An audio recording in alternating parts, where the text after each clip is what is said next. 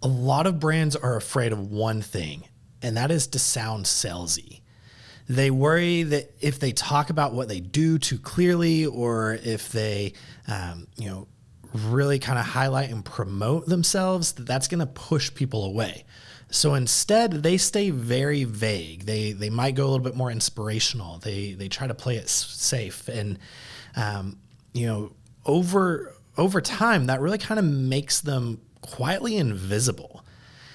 And I get it, like, promoting your work can feel very awkward. And if you've ever felt that, then I think today's conversation is going to really be a good one, because today I want to show you how trust is actually built through clarity, not hesitation.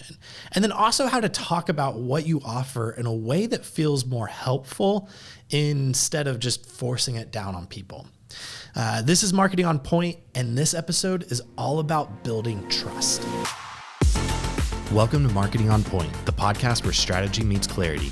Every episode, we break down real-world strategies, stories, and impactful tactics to help you grow your brand. Let's dive in.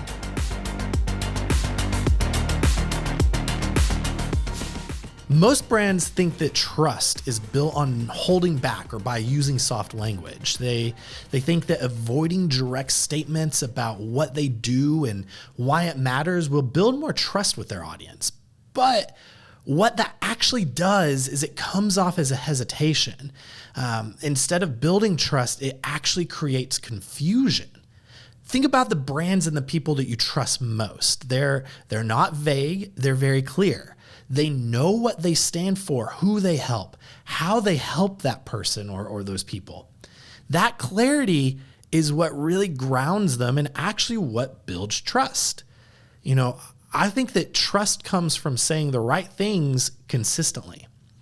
There's research out there from Edelman's Trust Barometer that says that people trust brands that demonstrate competence and reliability more than brands that simply try to be likable. In other words, confidence earns trust. Ambiguity, not so much. Most brands, they avoid being clear because they're afraid of that's going to come off as pushy. There's a very big difference, though, between pressure and direction. Pressure is saying, buy now, buy now, buy now, or else. Whereas direction says, here's how we can help you in your daily life and solve a problem that you might be encountering. Do you see that difference? One feels a little bit more manipulative and the other feels generous. And the brands that build trust, they understand this distinction. They don't oversell, they don't overshare, they simply explain. They show their thinking, they show their process. They let people see how decisions get made. And that's where trust actually starts to form. If you think about a time that you've hired a service provider and you felt confident, it probably wasn't because they hyped themselves up endlessly. It was probably because they articulated your problem clearly and explained how they would approach solving it. You felt seen, you felt understood. That's really the role that content and social media plays when it comes to your marketing strategy. You see, content that builds trust, it doesn't necessarily just shout about features or just showcase every possible spec of a product or service. It more so walks people through their decision making. It shows them where they're at and what the outcome can be and how your product or service or the thing that you are talking about fits into their life and helps bridge that gap. It answers questions before they're even asked, and it really kind of starts to remove uncertainty. HubSpot actually found that brands who focus on educational content, they consistently outperform those who focus primarily on promotional messaging. That's because education builds authority and authority builds trust. Another important thing to note is that you don't need to share everything to be authentic. I think that sometimes, whether it is marketing messaging on on a social media post or even a website or even an e-blast. So much our temptation as marketers and as business owners is to overshare everything, to go into every detail as much as possible, thinking that that's transparent, thinking that that's building our case for someone to engage with us or make a sell. But what it really actually does is it often creates noise. Transparency is more about relevance and sharing what helps the audience make a better decision, not necessarily everything else that's going on behind the scenes. Now, sometimes you might want to do different campaigns or make different types of posts that talk about different elements and talk about different objections or benefits or features. That is totally fine. But so often, people try to cram all of the features, all of the benefits, address all of the objections into one thing. And that is what causes and sows confusion and chaos. And that is where many brands get stuck.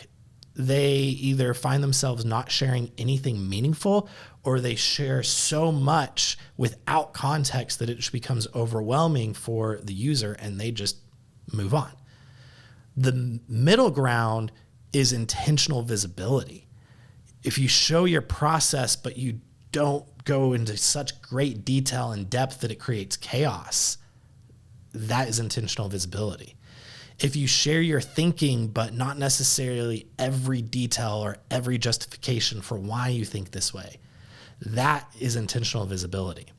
If you explain your decisions, but not just the outcomes, that's intentional visibility.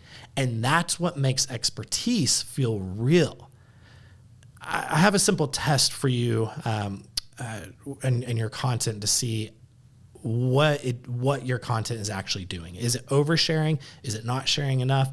Or is it being extremely intentional and creating that visibility? If you can ask yourself this question, does this piece of content reduce uncertainty for someone?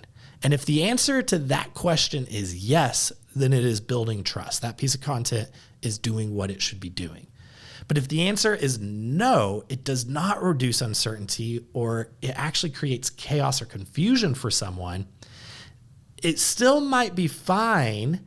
You still might want to post it and use it as a piece of content, but it's probably not truly building trust, and you probably need to supplement it or pare it down or figure out another way to tell the story that you're trying to tell.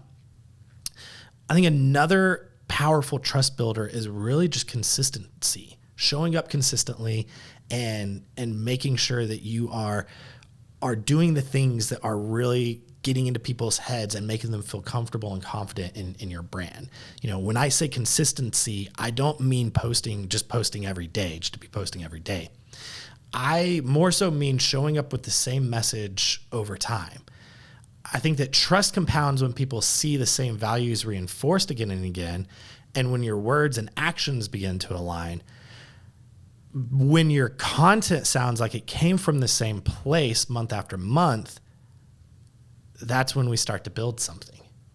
And this is why brands chase trends, or this is why brands who chase trends often struggle with trust, because they're just going after what's the hot topic right now in this moment.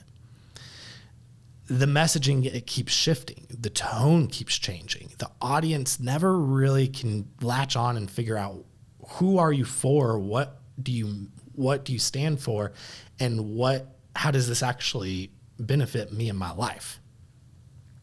Trust, however, grows when people know what to expect.